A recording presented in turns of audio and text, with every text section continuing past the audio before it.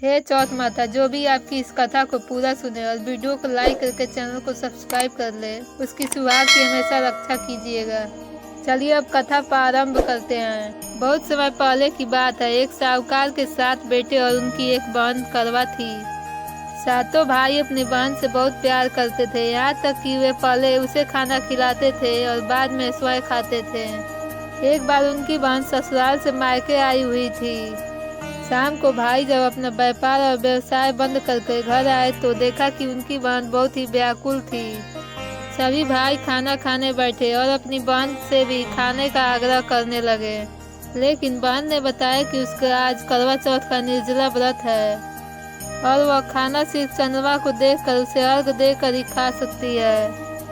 चूँकि चंद्रमा अभी तक निकला नहीं है, इसलिए वह भूख प्यास से व्याकुल हो उठी है। सबसे छोटे भाई को अपनी बहन की हालत देखी नहीं जाती और वह दूर पीपल के पेड़ पर एक दीपक जलाकर चलने की ओट में रख देता है। दूर से देखने पर वह ऐसा प्रतीत होता है कि जैसे चतुर्थी का चांद उदित हो रहा हो। इसके बाद भाई अपनी बहन को बताता है कि चांद निकल आया है, तुम उसे अर्घ देने के बाद भोजन कर सकती हो।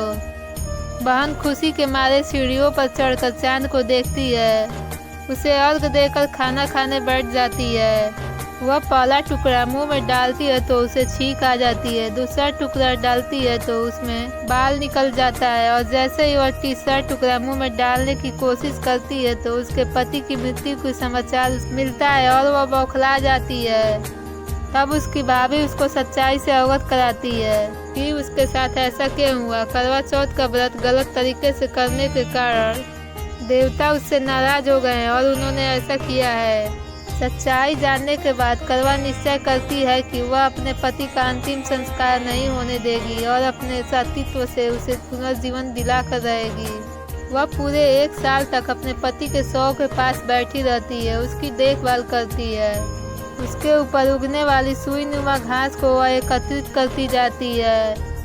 1 साल बाद फिर करवा चौथ का दिन आता है। उसकी सभी भाभियाँ करवा चौथ का व्रत रखती हैं। भाभियाँ उससे आशीर्वाद लेने आती हैं तो वह प्रत्येक भाभी से यम सुई ले लो, पियो सुई दे दो, मुझे भी अपने जैसे सुहागिन बना दो, ऐसा आग्रह करती है। लेकिन हर बार भाभी उसे अगली भाभी को आग्रह करने का कह चली जाती है।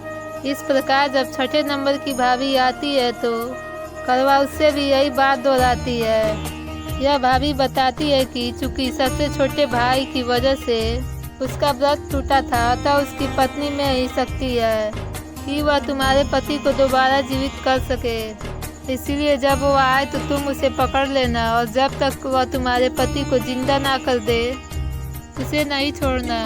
ऐसा कहकर वह चली जाती है। सबसे अंत में छोटी भाभी आती है।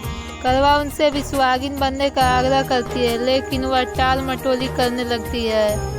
इसे देख करवा उन्हें जोर से पकड़ लेती है और अपने सुहाग को जिंदा करने के लिए कहती है। भाभी उससे छुड़ाने के लिए नोचती है, खरोचती है, लेकिन करवा नहीं छोड़ती है। अंत में उसकी तपस्या को देखकर भाभी पसीज जाती है और अपनी छोटी उंगली को चीरकर उसमें से अमृत उसके पति के मुंह में डालकर जीवित करती है। करवा का पति तुरंत श्री गणेश कहता हुआ उठ बैठता है। इस प्रकार प्रभु की कृपा से उसकी छोटी भाभी के माध्यम से करवा को अपना सुहाग वापस मिल जाता है। हे श्री गणेश माँ गौरी, जिस प्रकार करवा को चीर सुहागन का वरदान आपने दिया है, वैसे ही और सुहागिनों को मिले।